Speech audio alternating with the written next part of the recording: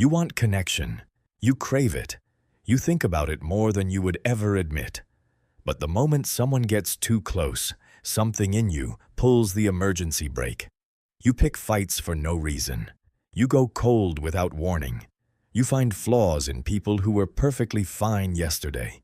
You disappear right when things start feeling real and warm and safe. And the worst part is this. You watch yourself do it. You see it happening in slow motion, and you cannot stop. This is not about being difficult. This is not about not wanting love. This is about what happens when a part of you learned, a long time ago, that getting close to people is the most dangerous thing you can do. There is a specific kind of pain that nobody really talks about. It is not the pain of being rejected. It is the pain of rejecting, over and over, people who actually wanted to stay. You are not cold. You feel everything. If anything, you feel too much. But somewhere between feeling everything and letting someone in, there is a wall. And that wall goes up automatically, without your permission, the moment someone gets close enough to matter. You have probably been called difficult, emotionally unavailable, commitment phobic, hot and cold. And maybe you have started to believe those labels. Maybe you have decided that this is just who you are, that you are not built for closeness, that something in your wiring is simply broken. But here is what those labels miss entirely. The wall was not built out of coldness. It was built out of intelligence. The intelligence of a child who learned that people who get close eventually become the source of your deepest pain. Nobody wakes up one day and decides to push people away. It is learned, slowly, through repetition, through specific experiences that taught your nervous system a very clear lesson. Closeness equals danger. Maybe it was a parent who was warm one day and completely unreachable the next. So you learned that the warmth cannot be trusted, that it will disappear, and it is better to leave before it does. Maybe it was someone you loved completely who left anyway, and your mind made a quiet decision, never again. Never let anyone close enough to have that kind of power over you. Maybe it was more subtle than that. Maybe nobody left dramatically. Maybe they just never really showed up. And you learned that needing people leads to disappointment, that it is safer to need no one. Whatever the specific experience, the lesson was the same. Love is not safe. Connection is a vulnerability you cannot afford. And the only way to stay protected is to stay just out of reach. Your nervous system learned this lesson so well that now it runs the pattern automatically. Before your conscious mind even registers that someone matters to you, your body is already preparing to push them away. This pattern does not look the same in everyone. Let me show you 4 of the most common ways it shows up, and see if any of them feel familiar. The first is the manufactured exit. Things are going well. Maybe too well. You feel it.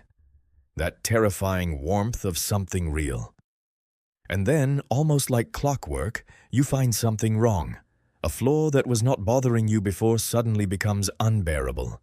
You start an argument about something small. You pull back just enough to create distance. Not because anything actually changed, but because something in you needed to create an exit before they could. The second is the intimacy ceiling.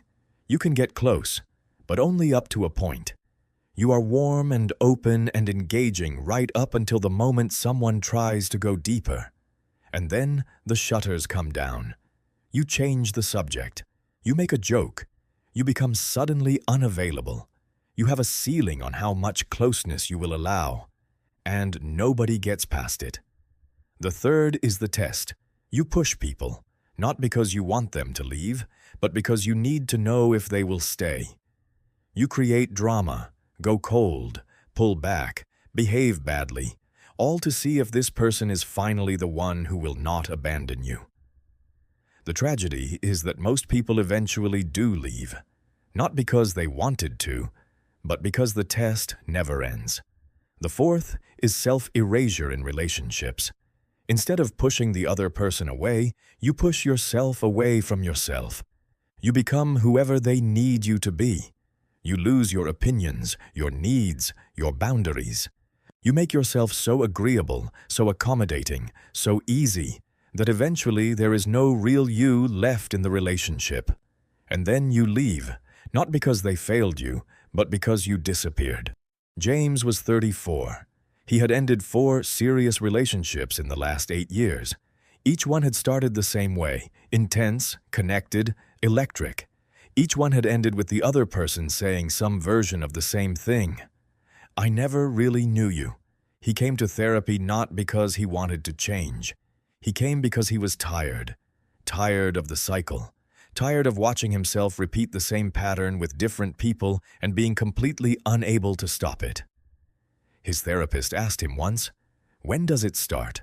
The pulling away. When does it begin?" James thought about it for a long time. He said, "When I realize I would actually be devastated if they left." His therapist said nothing for a moment, then asked, "So you leave first?" James had never heard it said that simply before. He had built entire architectures of justification. She was not right for me. The timing was wrong. I just needed space. But underneath all of it was something much simpler and much more honest. He left first, because being left was something he had decided, a very long time ago, that he would never survive again. He was 7 years old when his father left. Not dramatically, not with a fight. He just stopped coming home one day. And no one explained it to James. No one sat with him and said, "This is not your fault." No one helped him process the fact that the person he loved most in the world had simply decided to go. So James processed it himself. In the only way a 7-year-old can. He decided that love ends, that it is only a matter of time, and that the only safe position in any relationship is to be the one who leaves first. He was 34. He had been making that decision since he was 7, and he had no idea he was doing it. Here is the part most people skip. You can understand everything I just said. You can nod along, recognize yourself completely, feel the click of something true landing in your chest. And tonight, when someone you care about reaches out, you will still go cold. You will still find the flaw. You will still manufacture the distance. Because this pattern does not live in your understanding. It lives in your body, in your nervous system, in the part of you that is faster and older and more primal than any insight you have ever had. Understanding the pattern is the first step, but it is only the first step. The real work happens in the moments, the specific moments when the wall starts going up, and you notice it. You feel the familiar pull toward distance, and instead of following it automatically, you pause, just for a second, and you ask yourself, is this actually dangerous right now? Or does it just feel like it is? Most of the time, it just feels like it is. The danger is a ghost, a memory dressed up as a present threat. And slowly, not quickly, not linearly, not without setbacks, you begin to teach your nervous system something new. That this person is not your father. That warmth does not always disappear. That closeness does not always end in devastation.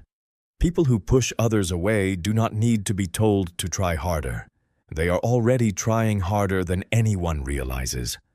What they need is a different kind of safety. Not the safety of distance, but the safety of knowing that someone will stay even when the test gets hard.